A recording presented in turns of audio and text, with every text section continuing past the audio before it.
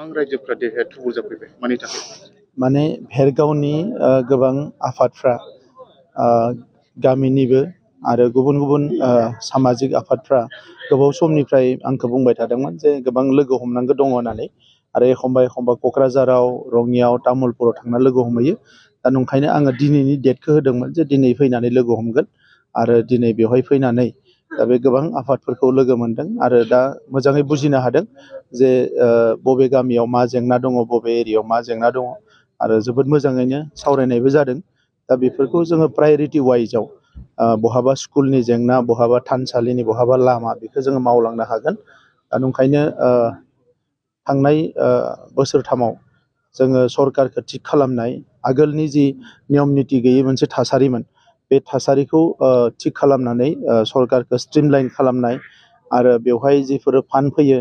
बे प्रपार इउटिलाइज खालामनाय बेफोरखौ लानानै जों खामानि मावबाय थादोंमोन नाथाय दायो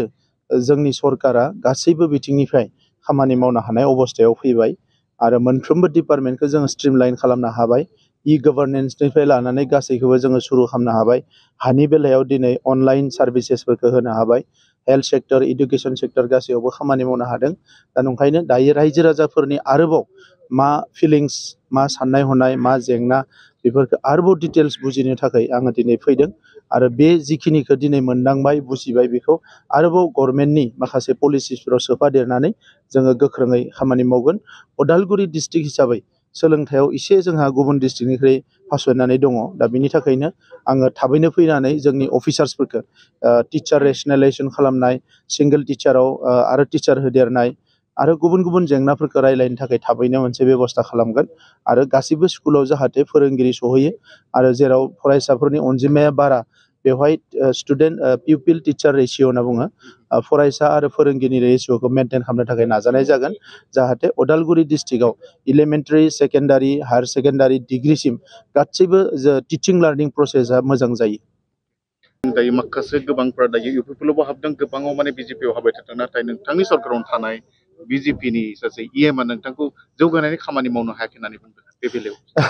बेवहायथ' आंहा बुंनांगौ गैया मानोना बिथाङा मास मोनसे सिगांनि मिटिङाव जोबोद बाख्नायदों आरो बोसोरब्रै बाख्नायबोबाय दा हथात माबायदि बोसोरब्रै खामानि मावनाय जाबाय आरो बोसोरब्रैनि उनाव खामानि मावनाय जायाखै बिथाङासो बुंनांगोन आंथ' बुंनो हानाय नङा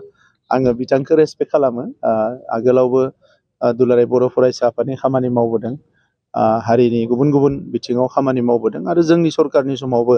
आङो मेक्सिमाम रेसपेक्टखौ बिथांनो होदों आरो जेराव जि बिथाङा लुबैदों एबा हास्थायदों बायदिसिना खोथा बुंदों बेवहाय जोङो मानिनानै लादों ज' खामानि मावबोदों नाथाय दिनै बिथाङा मानो बुंखो बेखौ बिथांनावसो सोंनांगोन सिं गोबां सोलिगासिनो दं जिहेतु दायो माने बिसायख'थिया 22नि जि बिसायख'थि जागोन बे सोलिबाय थादों दा बिथिंबो सोलिदों दा प्रमद बर'हाटआव बिजेपि बायथ'आव बे पलिसिया दायो सोलिगासिनो बे बेलायाव बेखौ रावबो बुंनो हानाय नङा रायजो राजायासो बुंगोन डेम'क्रेसियाव रायजो राजानि आखायावनो गोहोआ थायो सोरबा माने बबेबा समस्थियाव कौटि थाखा खरस खालामनानैबो इलेक्सन देरहानो हाया सोरबा थाखा फैसा खरस खालामालासिनोबो देरहानो हायो दा दिनैनि समाव जोङो जुदि जोंनि ओनसोलखौ नायोबा उदांस्रिनि उनाव जोङो मेक्सिमाम टाइमावनो माखासे भायलेन्स गाज्रि थासारिनि गेजेरजों फैदों दा मानसिफ्रा बुंदों जे नैबे बोसोरब्रैयानो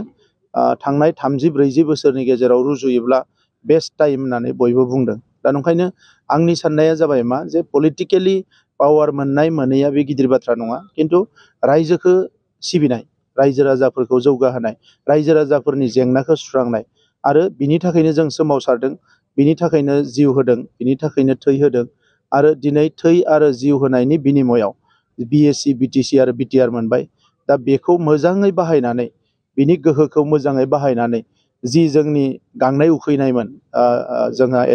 इनफ्रास्ट्राक्चार नांगौ समाजखान्थिया मोजां जानांगौ सोलोंथायाव जौगानांगौ रांखान्थियाव जौगानांगौ जोंनि राव थुनलाइ हारिमुवा गासैबो प्रटेक्टेड जानांगौ बे गासैबो बिथिङाव जोङो खामानि मावनो नाजादों आरो बड'फानि जि सिमां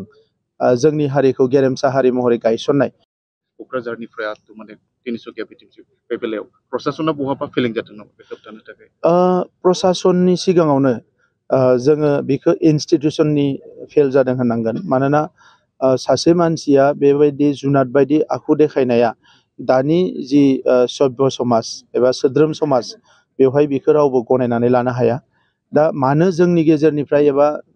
हारिया जियानो जाया मानो माखासे मानसिफ्रा बेबायदि गाज्रि खामानियाव दिनैबो इन्डालजेन्स होदों एबा बाहागो लादों बेखौ नुयोब्ला जोबोद मोनसे खास्रि बास्रि थासारि मोनो। दा बे समाव सोलोंथाइयाव जानो हागौ मोजाङै बिथांमोनखौ फोरोंथाइफोरखौ होनो हायाखै। धोरोम आफादफ्रा नांगौ समाव नांगौ बायदि हयथ' बिथांमोनखौ मटिभेसन जि होनांगौमोन होनो हायाखै। आरो लोगोसे प्रसासननि बेलायावबो माखासे थागोन, गैया नङा। नाथाय अभारअल जुदि नायोब्ला बे दानि समाव बेबायदि रेप जानाय भायलेन्स माबा माबिफोरखौ समाजा मालाबाबो बेखौ गनायनानै लाया। आरो जों साग्रिद जानांगोन। जोंनि ओनसोलाव मोनफ्रोमबो थाखोआव जों साग्रिद जानांगोन। जोंनि बिनानावफ्रा गोबां जाहोनाव न'खराव रांखान्थिनि जेंना बायदिसिना जेंनाफोरखौ लानानै मालाबा खामानि नागिरनानै एबा गुबुन गुबुन जाहोनाव ट्रेपआव गोग्लैयो। दा बेबायदि थासारियाव जोंनि बै ओनसोलाव थानाय जोंनि गोरों गोराफ्रा आफादफ्रा बयबो सांग्रां जानांगोन। अब्लानिया बेबायदि थासारिनिफ्राय जों उदां खालामनो हागोन। आरो गारजेनफ्राबो सांग्रां जानांगोन।